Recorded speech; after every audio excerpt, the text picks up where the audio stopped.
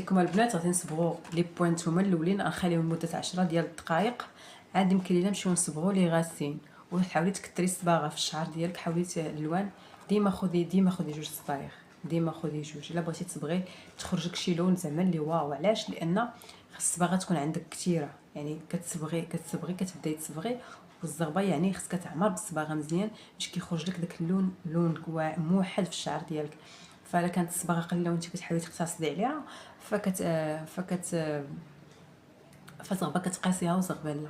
فلهذا حاولي تاخدي كثري من الصباغه من الاحسن. الا كانوا شي لون فاتحين، الا كنتي واخده غير لون غالق عادي، لون ماغو اللي غالق، فيمكن لك تاخدي غير وحده وديريها في الشعر ديالك. فكما قلت لكم الوان فاتحين فهما عكس الوان الغالطين، عفوا عكس الوان الغالقين. لان الوان الغالقين فراه كنبداو من لي غاسين، لانهم لون واحد تيكون في الشعر. فلهذا كنصبغوا لي غاسين عادي. اولا كان الماغو، الا كنتي دايره الماغو نواغ عفوا، كنتي دايره لون غالق فراه كتصبغي الشعر كامل عادي. ولا كانوا عندك لي غاسين، ولا كان عندك الشيب، الا كان عندك الشيب في الشعر ديالك فراه كتصبغي لي غاسين هما الاولين، عكس الصباغه الاخرى، عكس الالوان الفاتحين.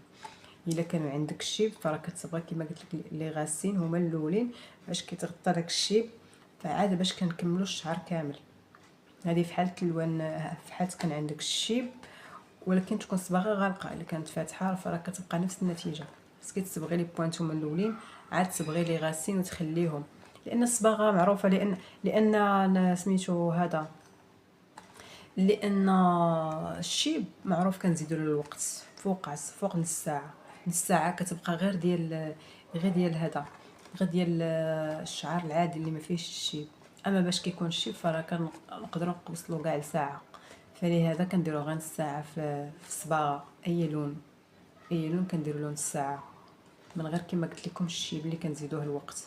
هذه هي طريقه الصباغه البنات. اللي بغات تصبغ لون فاتح فراه كتبدا بلي بوينت هما الاولين، عاد كتمشي لي غاسين وكتكثري كما قلت لك الصباغه في الشعر ديالك، وكتحاولي تخلي الصباغه بحال الطبقه من الفوق باش كيجي داك اللون ملي كتفرقي شعرك تيجي داك اللون موج باين.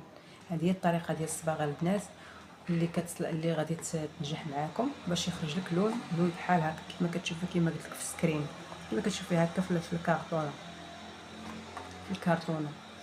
ولا كان عندك شي او كنتي غتصبغي كما قلت لك النواغ او الماغو غالق فراه عادي كتصبغي شعرك عادي. يمكن لك تصبغيه عادي في حاله ما كان عندك الشيب فراه كتبداي بلي غاسين هما الاولين باش ما كيبقاش لك داك الشيب باين لك فيه الفرق. لان الشيب خصو الوقت باش تخرج فيه الصباغه، لانه تيكون الشعر بيض.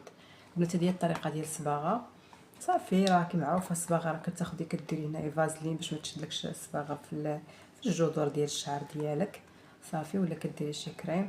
وفي حاله ما الا شدات لك الصباغه في الجلده ديالك فكتحاولي تاخدي ديك الطفيه ديال الكارو اللي كيطفيو من بعد ما كيكميو، كيبقى ديك التخا ديال كتبقى ديك الطفيه ديال الكارو، فكتحاولي تحكي بها في حاله ما صبغات لك طلقات لك الصباغه في الجذور ديال الشعر في الجلده ديال الشعر ديالك، فكتحاولي تحكي بها ديك الساعه. الا فاتت ديك الساعه فراه ما غاديش تقضي لك هذيك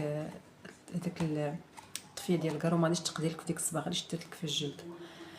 هذه كانت لك كتكون الصباغه كحله اللي كتشدلو في الجلده ديال كيقيس الجلده ديال الجبهه ديالو ولا حدا ودنيه.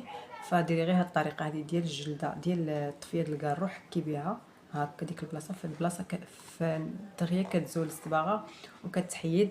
هذه الطريقه ديال الصالونات البنات اللي قلت لكم راه طريقه احترافيه وزوينه. تبعتوا الطريقه فراه غادي تخرج لكم كما كتشوفوها هكا، كما قلت لك في الكرتونه كيف ما كتشوفوها هكا غادي تخرج لكم ديك الصباغه. كنتمنى تبارطاجوها مع الاصدقاء ديالكم والحباب ديالكم باش تعمل فائده والكل يستافد البنات. السلام عليكم. الفيديو قادم ان شاء الله، وصفه جديده وفيديو جديد ان شاء الله البنات. كي دايرين بخير؟ لاباس عليكم؟ كنتمنى دائما تكونوا بخير وعلى خير. وهذا الفيديو هذا لقاكم في احسن الحال والاحوال. كنتمنى يا رب دائما تكونوا بخير وعلى خير، دائما تكونوا في صحه جيده. البنات اليوم ان شاء الله غادي نهضروا على الطريقه ديال صبغ الشعر. اللون الفاتحين بزاف الناس كيعانيوا مع اللون الفاتحين، ما كيخرجوش ليهم كيف كيشوفوه في التصويره، ما كيخرجش لهم نفس اللون. علاش؟ اليوم غنشرح لكم علاش. كنتمنى تبارطاجيو الفيديو مع الاصدقاء ديالكم وصحابكم باش تعمل الفائده على الجميع، وتخليو لنا ارائاتكم البنات باش الكل يستفيد، واكيد تشجعونا باش نعطيوكم اكثر البنات. خليونا اللايكات ديالكم يعني تفاعلوا مع الفيديو باش يطلع اكثر، باش انا نتحمس ونعطيكم اكثر ما عندي. المهم البنات، باش يخرج لينا هاد اللون الصباغه اللي حنا كنشوفوه، باش يخرج لنا هاد اللون هذا، فاحنا اول شيء شنو خصنا نديرو؟ خصنا نشوفوا لون شعرنا كيفاش داير، واش شعرنا نفس اللون، واش عمرنا صبغنا ولا لا.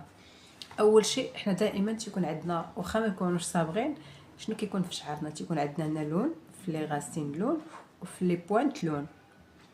فلهذا اولا كتكوني ديجا انت صبغتي شعرك وعندك لي غاسين مارو ولي بوينت راهم نواخ يعني كحلين، فكما قلت لكم باش يخرج لنا هذا اللون هذا كنبداو بلي بوينت هما الاولين، كنصبغوا لي بوينت وكنخليهم واحد المده ديال 10 ديال الدقائق، عاد كنمشيو نصبغوا الفروه ديال الراس، عاد كنصبغوا لي غاسين. علاش؟ لان لي غاسين كيتفاعلوا مع الصباغه اكثر، دغيا هي كتبان الصباغه في لي غاسين لان كتكون طالعه زغبه جديده وكتكون مازال يعني ديك الزغبه مازال اي حاجه حطيتي عليها فكتفاعل معاها، ان كتكون اصلا الشعر تحت تيكون مهلوك بالصبايغ ومهلوك بشحال من حاجه، كتكون الزغبه شويه ميته فما كتفاعلش اكثر. اصلا معروفه فروه الراس انها كتفاعل مع اللوان اكثر، دغيا كيخرجوا فيها اللوان، خصوصا الا كانوا اللوان فاتحين فرق كيخرجوا كيف في لي غاسين اكثر من التحت. فلهذا كما قلت لكم البنات غادي